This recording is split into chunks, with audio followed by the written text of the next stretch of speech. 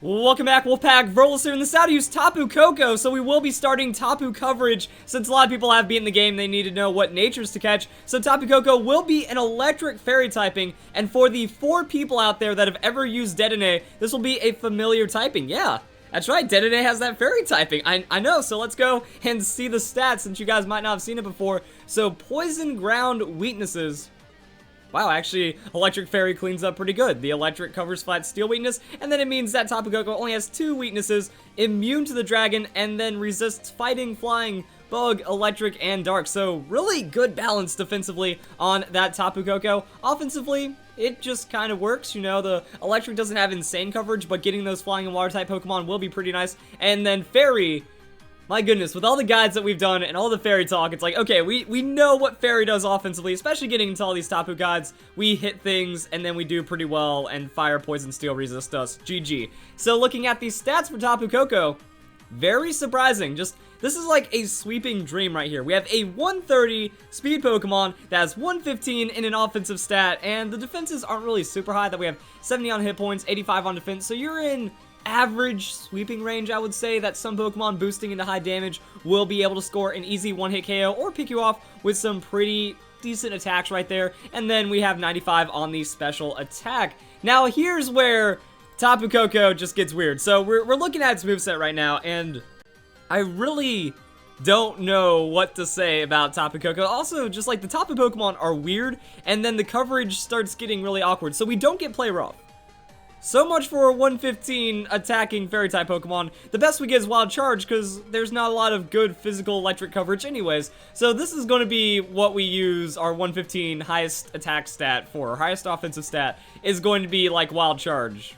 That's kind of it. Also the Brave Bird. Brave Bird's pretty weird, but we don't get stabbed, has higher recoil. So we might get some usage out of it, and it's just kind of showing, alright, so we're going to be mixed attacker, if not just full special attacker. Hey, for a fairy-type Pokemon, we don't get the Moonblast, and this is so awkward because a lot of people have been talking about Tapu Koko, like, it's being used, and it's a powerful Pokemon from what people have saying, and when you straight up look at it, it just doesn't make sense. Like, okay, it's fast, and I understand the electric terrain boosts its damage, but it's boosting like a 95 special attacking Pokemon with a free 1.5, and then maybe comboing into doubles, but somehow it works out to be pretty strong. Also gets the Calm Mind, has the Taunt, so fast Taunt is always really good. It seems to be more utility and then opportunistic damage than just all-out, I'm the greatest Pokemon ever. So that's kind of what we have to say about Tapu Koko right now. Gets Light Screen Reflect, just in case you want to piece together some weirdness right there. And then all the Tapu Pokemon get Nature's Madness, so it's like Super Fang, half of current hit points go away like that, which could be good for setting up some combos. And then we have Tapu Koko, so pretty much you go Dual Stab, Life Orb, and that's kind of it. That you're looking to Electric Surge, Life Orb your Thunderbolt with your special attack to get the most damage possible, 130 speed, timid nature, and then that's kind of it. You run Thunderbolt, Dazzling Gleam, no Moonblast, none of the biggest stab possible. We have Taunt just to kind of shut down some setup and tankier Pokemon, and then whatever else other move you kind of want to put down. Calm Mind will help you boost a little bit, but as we saw, we can use the Nature's Madness. You know, you can hit a tank really hard and then finish them off with a Thunderbolt or Dazzling Gleam. I feel that one of the biggest uses right now for singles Tapu Koko is just that Toxapex is a very filthy Pokemon, and that bringing in any Electric-type Pokemon against Toxapex will work out. Even though it is a Fairy-type Pokemon, Tapu Koko doesn't have to worry. It can even, like, switch in on a Poison Jab, and Toxapex just doesn't have the damage behind it. Tapu Koko gets Grass Knot.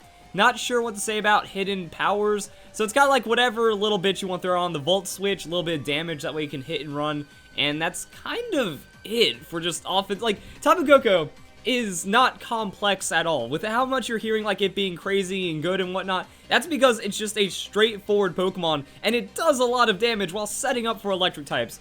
We also see the Wild Charge and the Brave Bird. This is just kind of your physical set. People are just saying go Hasty Nature because you're going to die to an Earthquake anyways. Might as well cut that defense down, and then Wild Charge, Brave Bird, coverage, and whatever. You know, now you get your Dazzling Gleam, so there's your stab fairy hit, and then you can go for Volt Switch or the Thunderbolt, and it's going to be less damage than Wild Charge, but the recoil, like Wild Charge, Life Orb, Brave Bird, Life Orb, could be losing a lot of health. If the opponent doesn't die, you're going to be a very easy pick-off. Now, this is not a moveset for Tapu Koko, but just kind of showing some of the other things that Tapu Koko is capable of in singles or doubles. That with Electric Seed, well, you immediately set the terrain and then gain +1 to your defense. So this will be to survive like earthquakes in double battle since the damage gets split and you can nullify a good hit right there. We have Roost for sustain. You can run this to just kind of, on one of these sets, throw in the Roost, because why not? Throw in the something else. Calm Mind is also something that you can use, that instead of having Life Orb, if you go Calm Mind, you're getting a little bit more damage out of it, and you don't have to worry about the recoil, and you get special defense, and you're fast. So, the idea behind the Calm Mind is you outspeed a special attacking Pokemon, you hit that Calm Mind, they do less damage to you, and then you can kind of do whatever. And also, if you're not really worried about the taunt, you can go Calm Mind and Roost on an offensive set, and then run something else for the item. If we're not having the Life Orb, I'm not really sure. Like, the Electric Plate could maybe, actually, what is it called? Thunder Plate? Lightning Plate? Lightning Plate. That has to be what it is. No. Zap Plate. Zap Plate. You can run the Zap Plate, and now you're going to just, like, Calm Mind into insane amounts of damage on your Thunderbolt, and then you one-shot everything, and if a Ground type comes in, well, you didn't have any way of dealing with a Ground type Pokemon anyways. Some people are talking about, like, the Hidden Power Ice, but without your Electric Surge, it's a 95 special attack Hidden Power Ice. You're going to have that ground type Pokemon tank it up and then absolutely just destroy you completely with an Earthquake. So, I don't know. Maybe Electric Seeds on this set. That way you're getting some defense and some special defense. Just a little harder hit. Like, +1 free Tapu Koko into Roost with Thunderbolt and Dazzling Gleam damage. That's also something to consider. Leftovers, just a little bit of annoyance, add a little bit of tankiness right there, and that's kind of what we're seeing. Also, you can maybe like split down some special attack, put in some hit points, and that is going to make you a little more tanky, get some more health back on the Roost, get some more health back from your leftovers, and then still have a lot of damage, because after 1 or 2 Calm Minds, it doesn't even matter anymore. We also wanted to talk about some other things, like you can even do mixed sets, like looking for specific damage ranges, get good amount out of your Wild Charge, get good amount out of your special attack, but if we're cutting from the attack, then why don't we just have max special attack anyways? The only difference would be the Brave Bird right there. Also, not Nature Power, Nature's Madness. We get both. But yeah, attack depends on the terrain. Now, it's just not going to bring us more than we would have had, so we just go with the Nature's Madness, cut down Pokemon, and Skydrop, mostly utility, that if you have a 130 speed Pokemon that's removing another Pokemon from battle while doing a little bit of damage on that Skydrop, could work out in the doubles pretty well. Combos, Alolan Raichu, Surge Surfer, makes you fast, makes you do a lot of damage. You can like Psychic and Life Orb and stuff. It's kind of cool and obvious. I was just looking at Lightning Rod Pokemon as well. So we have to think about the legal Lightning Rod Pokemon. Togedemaru is available, but not a lot of the other Pokemon are. That we get the Pikachu, we have the Alolan Marowak. So what this lets you do is just discharge freely in double battles, that you have a 30% chance of paralyzing the opponent while doing good damage, while getting boosted on the electric terrain. With the Alolan Marowak, people are running it, but they're not running a special. They're just using it so you have a big damaged Alolan Marowak next to the Tapu Pokemon, and you're not being affected by the Lightning Rod. So you can use it for benefit, or just as a turn so you don't have to protect, and then you go and finish off the opponents with ease right there. So that's what we're looking at into those Pokemon. Now it's time for some damage calculations. It's K is all I've really got to say. Like, Timid, Life Orb, we outspeed, we do good damage, but that 95 special attack. So, once we look at our physical coverage, once we look at the way Tapu breaks down, it seems like it's really just going to be a massive wall-breaking Pokemon, specifically like Water-type tanky Pokemon, the Alomomola, the Toxapex. Depending on how common and popular the Pokemon that are weak to Tapu Koko is, it's really going to define how usable Tapu Koko is going to be, because at least it's also fast. That if the opponent brings in a weak sweeper-type Pokemon, Tapu Koko can at least match up against it, so it has the pocket viability in those situations, is really what I have to say, because Dazzling Gleam, super effective hit against the Garchomp, doesn't do a lot of damage. But what about that Hidden Power Ice? That's going to be 4 times super effective Hidden Power. Oh, really now? So the Hidden Power Ice, barely one-hit KOing the Garchomp, and slightly less damage for Dazzling Gleam, so I don't think it's worth soft resetting for. And it just kind of shows, even against ground-type Pokemon, they tank your hit, and then they absolutely ruin you, like the Mudsdale. Mudsdale just laughs at you. Oh my goodness, Hidden Power Ice, not even doing 50%. Earthquake will still be a one-hit KO. Max hit point, max attack set.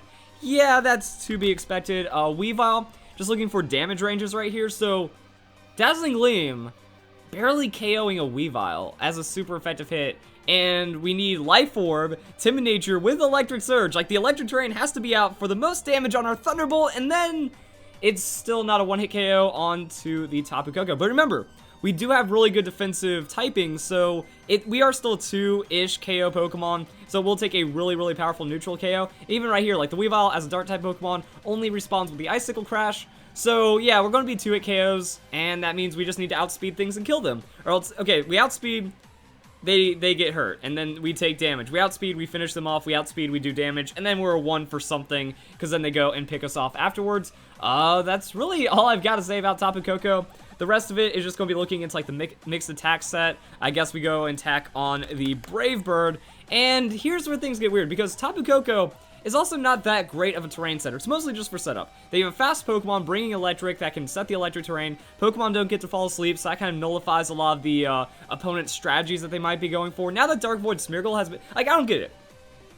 Tapu Koko gets introduced, Dark Void Smeargle becomes non-existent and gets nerfed into the ground even if it did exist, because Dark Void now can't be on Smeargle and only has 50% accuracy. So Dark Void's a really, really bad move right now, and then this would be like a nice counter to it, that this would maybe give it some kind of dynamic play. But no, that doesn't exist, and the Brave Bird is just kind of interesting levels of damage. I was looking into Tapu Bulu, because Tapu Koko being so fast means that it's just going to get out set up, that the slower Pokemon's going to win. It's like Weather Wars. Now Tapu Koko comes in, its ability activates because it's faster, Bulu's ability activates, and now you just don't even have your electric terrain, and you get completely just stomped out right there. And Brave Bird. Hasty Nature, Life Orb Brave Bird doesn't have enough, so maybe for Tapu Koko, we have to like look into Modest and Adamant setups and stuff, but even then the damage is a little awkward if we're cutting out that Timid.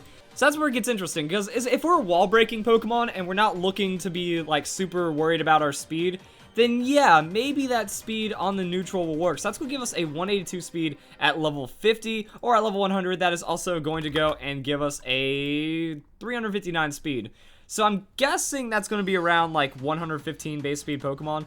Okay, so after playing around the numbers, that 130 speed, it's not that fantastic, because we get outsped by 115 base speed Pokemon by 1 point at level 50, so if they have that speediness on them, it's not going to work out. Also, I just modified Tapu Bulu's stats to effectively represent that. Yeah, I'm not really feeling it right now on Tapu Koko, but a lot of people are finding combos and damage and stuff. Mostly just a high damage, fast threat that can set up kind of what you need it to. So it is really good at wall breaking. It is really good at just doing big amounts of damage, but it is still very susceptible to ground types and stuff, so something you have to be aware of, even though it is still pretty popular. That's why it's one of those Pokemon, on paper it doesn't seem like it should work, but in application, it does succeed more than you expect, and that becomes a good Pokemon because of it. So guys, enjoy the video, hope you all have a nice day. That is Tapu Koko, and thank you very much for watching.